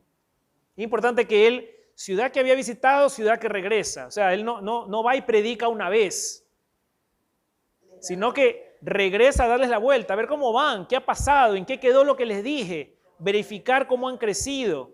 Después, como sabemos, les manda cartas para fortalecer aquellas enseñanzas y doctrinas que él les impartió. O sea, no es una única visita. Cuando vamos de misión, cuando hablamos con un amigo, una amiga que anda alejada de la iglesia, no es una llamada, no es un texto de WhatsApp, es una constante. Meses, años enteros, ¿no? Entonces él viaja ya por el interior del continente y aquí donde el camino lo hubiera llevado típicamente a la zona costera, como hubiera sido también al inicio, nos dice los Hechos de los Apóstoles que el Espíritu Santo les impide evangelizar en esa área y más bien los lleva hacia la zona de Macedonia. O sea, cruzan a Troas y de Troas ya cruzan hacia la antigua Grecia, ¿verdad? Filipos, Tesalónica. En Tesalónica, por ejemplo, es donde son rechazados porque ¿qué es lo que pasaba? Él típicamente llegaba, hasta luego, típicamente llegaba y las que más lo asistían o se le acercaban eran las mujeres ricas. Curiosamente, en varias ciudades, él se rodea de mujeres que típicamente eran las que sostenían las sinagogas. Son las primeras que convierte. Quizás, creo que financieramente él dijo, voy a ir a donde está el billete, ¿no? Aquí, porque los viajes son costosos. Pero eso lo que causó es que los judíos tradicionales perdieron pues su fuente de ingreso, que eran esas mujeres adineradas, como Lidia, por ejemplo, ¿verdad? Lidia es aquella también que bautizó junto con toda su familia, que vendía púrpura. Sabemos que era una mujer rica porque vendía púrpura. Entonces ahí uno empieza a entender quizás las razones económicas por las cuales los judíos rechazan a Pablo, porque se les lleva pues la fuente de financiamiento de las sinagogas. Hasta luego. Con Lidia hay un tema interesante que ustedes recordarán que dice claramente que la bautiza a ella y a todos los de su familia. Por eso sabemos que se bautizaba también niños. Es inconcebible pensar que cuando dice todos no incluye a menores de edad, ¿no? Hay un discurso interesante que él da cuando llega aquí ya baja a Atenas, en el Areópago, que era una roca desde donde se podía hablar. Entiendo que había pues muy buena acústica. Esta es una foto actual del Areópago en Atenas. Y él da un discurso, ¿verdad?, a los griegos. Y en ese discurso él es muy inteligente porque los griegos obviamente tenían una multiplicidad de dioses a los que adoraban. Pero Pablo tiene esta facilidad para, sin adecuarse a la religión de los otros, consigue culturalmente insertarse en el contexto de los otros. Y ahí los conquista. Y entonces él les habla, él dice, sí, yo sé que ustedes tienen este Dios X, Y, Z, pero también sé que ustedes tienen aquí la estatua del Dios desconocido, les dice. ¿Verdad? Sí, es verdad, es verdad. Había una estatua del Dios desconocido. Bueno, vengo a decirles que el Dios de Israel es ese Dios desconocido. Entonces se les mete por ahí. Y es interesante porque la historia de ese Dios desconocido proviene creo que del siglo VI o VII antes de Cristo, donde un famoso historiador que se llamaba Epiménides, un filósofo griego, es llamado a la región de Atenas, esto es lo que cuenta la leyenda, porque había una gran hambruna, había una sequía enorme, hambruna, se estaban muriendo el ganado. Entonces lo llaman a Epiménides para que él les ayude a dilucidar a cuál de los dioses habían insultado y por lo tanto a cuál de los dioses había que hacer una ofrenda para que otra vez vuelva a llover. Entonces, ¿qué dice Epiménides? Él dice, a ver, suelten todas las cabras. ¿Ok? ¿Le hacen caso? Pues, ¿no? Para eso lo contrataron. Sueltan las cabras. Dice, donde se paren las cabras, a ese Dios hay que darle la ofrenda. O sea, él esperaba que las cabras se paren junto a una de las estatuas de alguno de los dioses griegos. ¿Qué resulta? Que todas las cabras se van a un descampado donde no había ninguna estatua y se paran todas en un lugar vacío. Y como el filósofo, era filósofo, no era tonto, él dice, es que ahí está el Dios desconocido. Él tenía que justificar la factura, pues entonces él dice, chuta, ¿cuál es el Dios desconocido? Y a partir de entonces, los griegos estatua al Dios desconocido. Y Pablo, conocedor de la cultura, de la religión, de la tradición griega, se inserta en esta historia y dice, ¿usted tiene un Dios desconocido? Ese es. Y ese es el verídico. En el tercer viaje apostólico, sale ahora de Antioquía nuevamente, recorre, como ustedes ven, el Camino Verde muy parecido. La única diferencia es que ahora, al cruzar a Grecia, va y viene varias veces, ¿no? Hay quizás 2 o 3 temas que vale la pena comentarles. La una es que cuando llega aquí a Éfeso, acá. Cuando llega a Éfeso, que era la tierra de la diosa Artemisa, donde había hecho el gran templo de la diosa Artemisa al que llegaban muchos visitantes, él condena la idolatría. Y miren que los que se le van en contra no son los judíos, los que se le van en contra a él y lo quieren casi matar son los orfebres que fabricaban las réplicas de la diosa Artemisa en plata. Les dañaba el negocio. Y entonces, de hecho, lo van a denunciar con el procurador porque dice, aquí hay un agitador que está hablando contra nuestra... Y entonces hablaban, pero ellos no decían obviamente del negocio, decían que se iba contra nuestra gloriosa diosa Artemisa, que todos los pueblos vienen a adorarle, no sé qué. Entonces, claro, eso ya generó una convulsión. Hay que entender quizás el contexto geopolítico, ¿no? En esta época, Roma pues gobernaba todo este territorio y como sabíamos, los judíos eran una cosita aquí que a nadie le importaba. Pero por alguna razón, los judíos habían conseguido un estatus donde podían ellos adorar a su Dios. Los romanos no tenían problema con que los judíos adoren al Dios de Israel. Lo que les parecía extraño es que no adoren a los 200 dioses que ellos tenían. Pero en todo caso, como que tenían un permiso especial para, ok, ellos son los locos allá, igual son chiquitos, adoren a su Dios. Lo que empezó ya a ser problemático para el Imperio Romano es que ahora aparecían gentes de otros lados, inclusive griegos y quizás ya romanos, que también empezaban a adorar al Dios de Israel, pues. Y no necesariamente estaban circuncidando, porque ya sabemos que hubo también el primer concilio, ¿verdad?, en Jerusalén, donde se define que no hacía falta circuncidarse. Lo cual antes mezclaba la parte étnica y la parte de culto religioso. Entonces, en la mente de los romanos, aquí ya había una especie de sublevación, pues. O sea, esta gente no solamente que tenía su regla, que le habíamos hecho una concesión, sino que ahora estaban expandiéndole, había un montón de otra gente, inclusive nuestra gente, que estaba empezando a adorar el Dios de ellos y ya no quería adorar nuestros dioses. O sea, ya eso empezaba a generar un rum que no seguramente le gustaba a los romanos. Entonces, al final del tercer viaje, ¿verdad? Este es un dato interesante que ya sucede al final del tercer viaje. Él es denunciado por los judíos, ya particularmente el Sanedrín, y es llevado ante Galio. Nos cuenta los Hechos de los Apóstoles.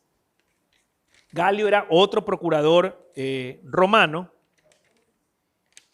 ¿Y de él qué sabemos? No sé qué sabemos, porque no lo encuentro. Lo que sé es que ya sé lo que es. Esta piedra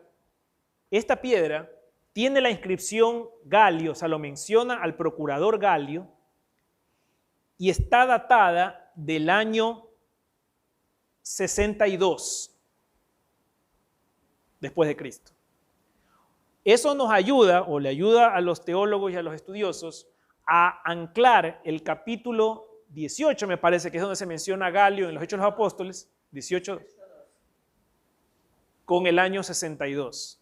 O sea, nos da esta evidencia arqueológica un año específico para datar los Hechos de los Apóstoles. De ahí, como ustedes saben, lo que sucede pues es que él finalmente, en todos estos juicios que tiene, eventualmente él dice, ¿saben qué? Ustedes no me quieren escuchar, pido que el César me juzgue. Y entonces él va en toda esta última travesía, ¿verdad?, en que es llevado a Roma. Aquí es la parte donde él le dice al navío, ya terminamos, 5 minutos, les dice a los del barco, les dice, oye, no nos aventuremos a cruzar ahorita, porque en esa época se sabía que había unos vientos muy fuertes, no vamos a poder llegar, vamos a sucumbir. Él no les da una razón espiritual, les da una razón práctica, porque él conocía de los mares.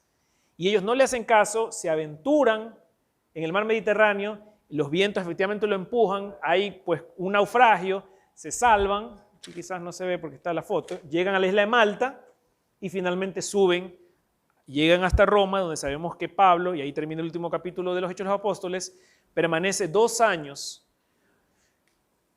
preso en Roma, pero digamos, como hay esa, ¿cómo se llama eso que le dan ahora aquí a los corruptos en Ecuador? ¿Ah?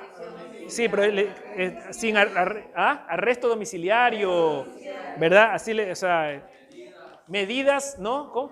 Sustitutivas, o sea, bueno.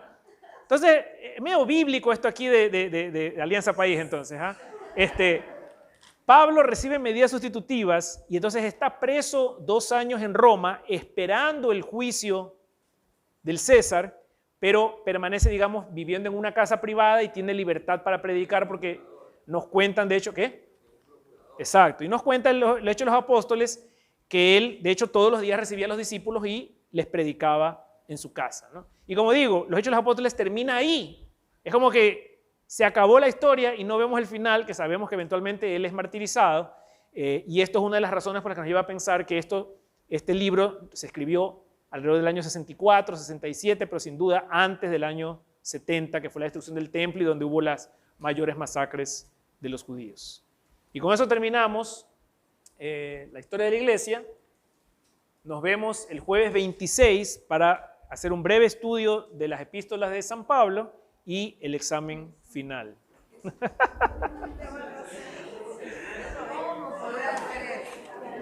Una oración para nuestra Madre del Cielo y nos despedimos. En nombre del Padre, del Hijo, del Espíritu Santo. Amén. Dios te salve María, llena eres de gracia, el Señor es contigo. Bendita eres entre todas las mujeres y bendito es el fruto de tu vientre Jesús. Santa María, Madre de Dios, ruega por nosotros pecadores, ahora y en la hora de nuestra muerte. Amén. En nombre del Padre, del Hijo y del Espíritu Santo. Amén.